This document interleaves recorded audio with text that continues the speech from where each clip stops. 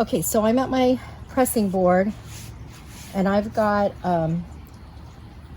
about 22 inches of binding here that I cut. So that's the same binding I used on my Hong Kong seam. Oh, there's my Hong Kong seam. This needs pressed open again. All right, so it's gonna match. My binding on my arm's eye is gonna match my Hong Kong seam. So before I start, I'm gonna go ahead and take one edge and just press a very scant quarter, well, it's not even quite a quarter of an inch. It's a very scant quarter, just a little less than quarter of an inch. I'm pressing it towards the wrong side. This is so that I'll have a clean edge when I wrap my seam. So you're gonna see it's very similar to the Hong Kong seam that we did, except for this step right here, because this creates a clean edge, where on the Hong Kong seam you actually leave a rough edge on the wrong side, because when the seam is pressed open you don't see the rough edge. Okay, so now I am going to work, well, it doesn't really matter. You can work, I guess you have to work you're working from the inside of the dress though. So maybe it is easier just to turn your whole dress wrong side out. All right, so the dress is wrong side out, and I'm going to take the edge that I didn't press under, and I'll be sewing that around my arm's eye. I'll just go ahead and do it. I'll be sewing it at a quarter of an inch seam allowance.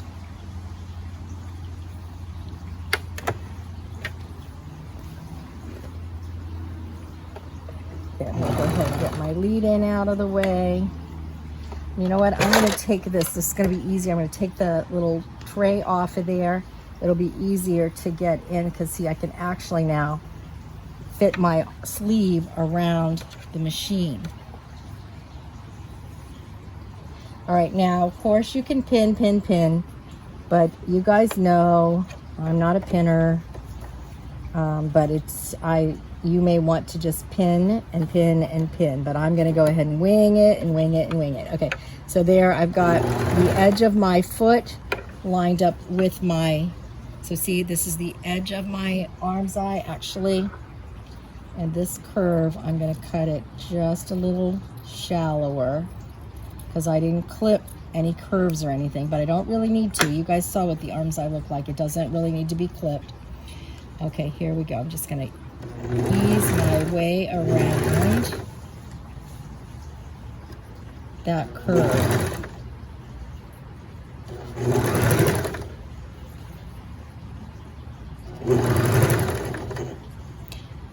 And like I said, I've been sewing a while, you guys know this, so I can just kind of gather my fabric together, you know, as I go. You can see, all right, I'm trimming this. And if you need to do this to kind of even things up as you go and trim it down, that's all right. I'm sewing through 3 layers of fabric now: the sleeve, the dress, and the binding.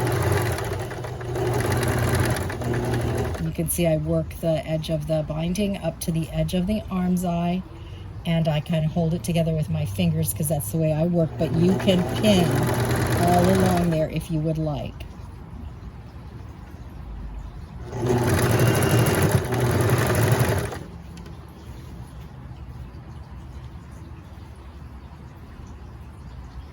So you can see that I'm kind of evening things up and trimming as I go.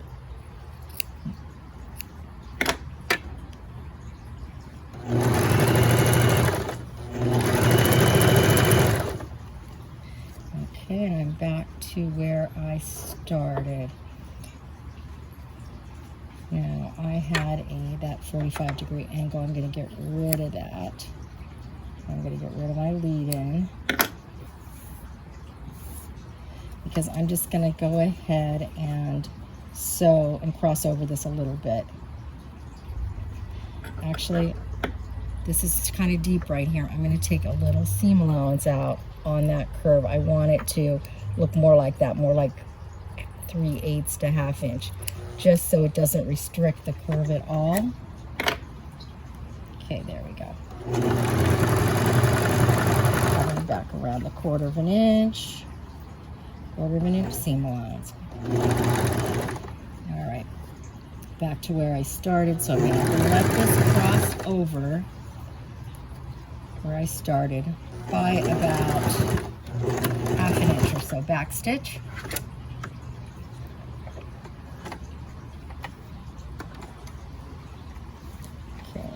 Find a lead in. I'm going to put my lead in there just to keep things from coming unthreaded.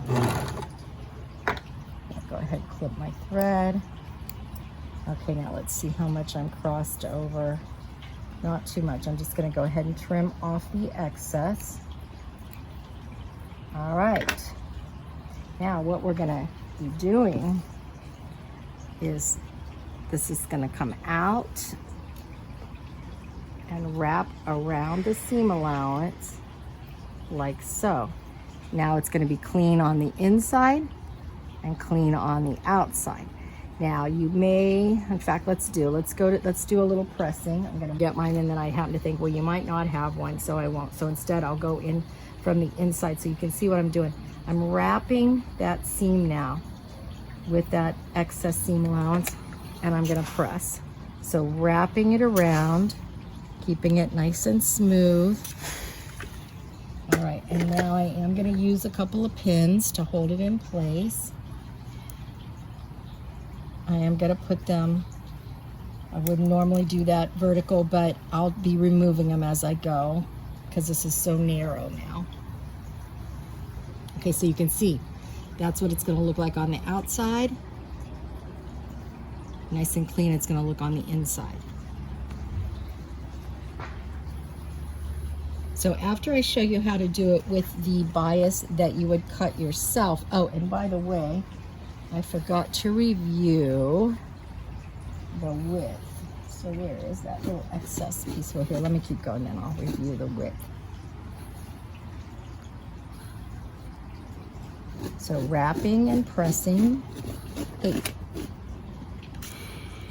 the doggy is digging up the grass.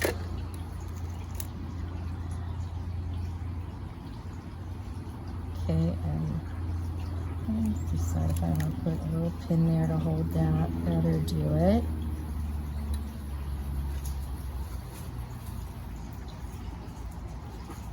Okay, coming into the curve here.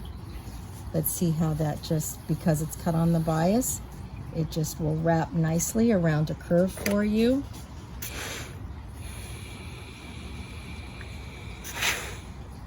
Okay, and here's the little part down here under the arm where I have a little overlap. I'll go ahead and press the one side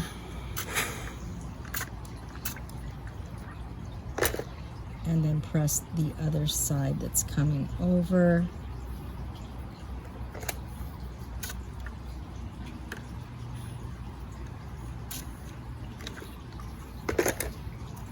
It's a little bit uneven there, but it'll be okay. So see, I'm going to pin that.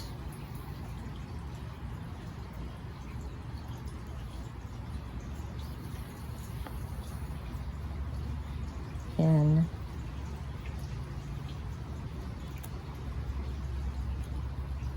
So you can see this takes a little fanoodling.